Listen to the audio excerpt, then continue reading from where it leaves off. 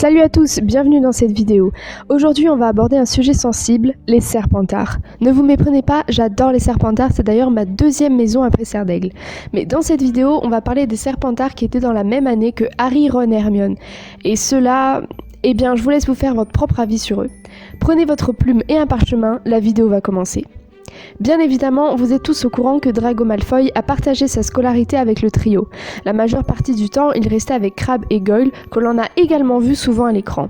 C'est pour ça que je ne vais pas m'attarder sur eux aujourd'hui, je veux surtout vous présenter tous les autres Serpentards qui ont eu seulement quelques scènes, voire pas du tout. Mon père en entendra parler.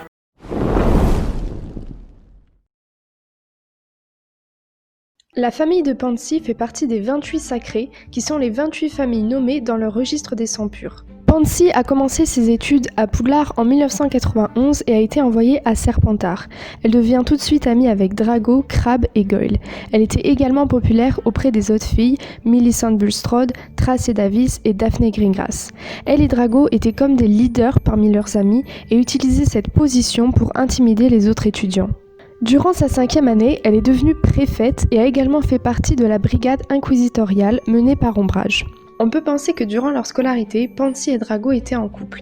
Ils sont en effet allés ensemble au bal de Noël et Drago était allongé sur les cuisses de Pansy qui lui massait la tête durant le trajet du Poudlard Express en 6e année. Mais ça n'a jamais été confirmé.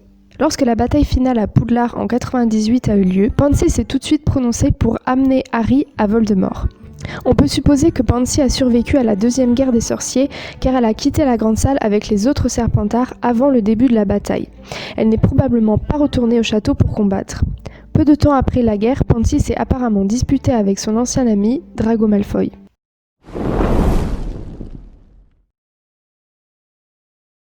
Blaise Zabini est un Serpentard qui vit avec sa mère car son père est mort et il a également eu 6 beaux-pères qui sont également morts. Durant sa scolarité à Poudlard, il était en bon terme avec tous ses autres camarades de Serpentard, mais il ne faisait pas partie du gang de Drago et Pansy. Cependant, il partage les mêmes idéaux car il a insulté Ginny de traître à son sang en 6e année.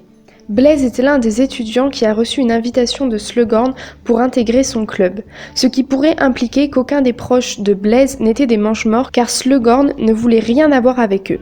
Durant sa scolarité, Blaise a également fait partie de l'équipe de Quidditch de Serpentard. Blaise semblait être une personne arrogante car il jugeait souvent les autres du regard, mais il a rarement exprimé ses opinions de vive voix. Juste avant la bataille de Poudlard, Blaise est évacué avec tous les autres Serpentards. Dans les films, on voit qu'il rejoint Drago et Goyle pour aller chercher Harry dans la salle sur demande, mais dans les livres, c'est Crabbe qui rejoint Goyle et Drago pour aller chercher Harry. C'est seulement que l'acteur de Vincent Crabbe n'a pas pu être présent pour tourner la scène.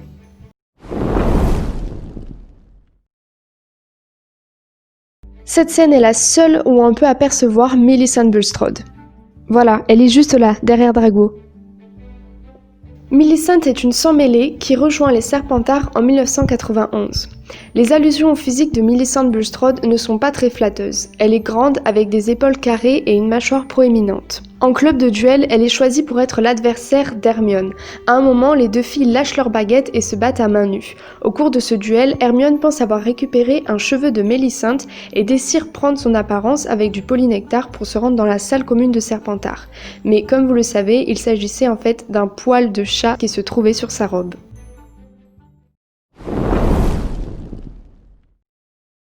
Théodore n'apparaît jamais dans les films et que rarement dans les livres. Théodore est un sang pur et vient d'une famille de mange-morts. C'est d'ailleurs pour cette raison que Slughorn ne l'invite pas à rejoindre son club malgré ses grandes capacités intellectuelles. Ayant perdu sa mère, Théodore a été éduqué par son père. D'ailleurs, en 5e année, durant un cours de soins aux créatures magiques, c'est l'un des rares élèves qui peut voir les sombrales.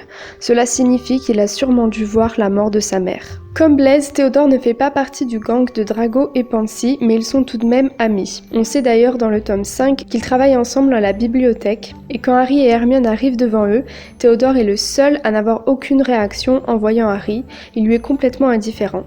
Il fait partie des 4 Serpentards à avoir un niveau suffisant pour suivre les cours de potions en aspic. D'ailleurs, durant la première leçon avec le professeur Slughorn, il était à côté de Drago et ils ont tous les deux rigolé quand Hermione a révélé qu'elle était une Némoldue.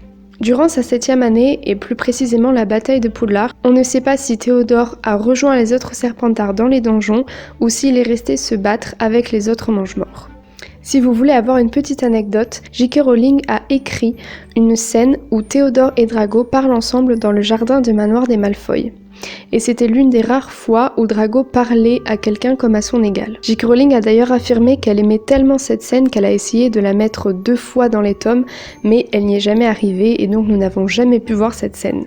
Beaucoup de personnes pensent que Théodore a été incarné par ce garçon lors des films Harry Potter, mais ça a été révélé que ce personnage a été complètement créé pour les films parce que l'acteur qui devait jouer Goyle ne pouvait pas être présent pour jouer les scènes et ils ont donc pris un autre acteur pour jouer le rôle de Pike, un personnage qu'ils ont complètement inventé pour les films.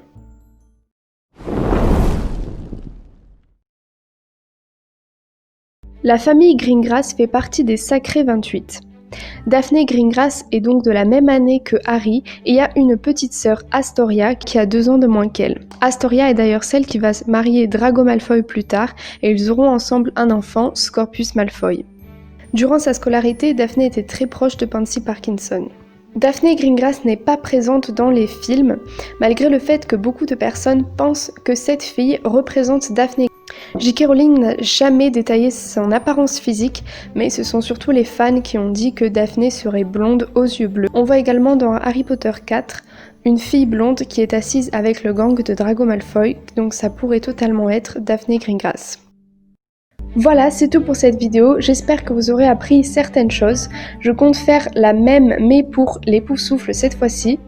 N'hésitez pas à liker ou à vous abonner si la vidéo vous a plu. Et nous on se retrouve la semaine prochaine pour une nouvelle vidéo. Et en attendant, Nox!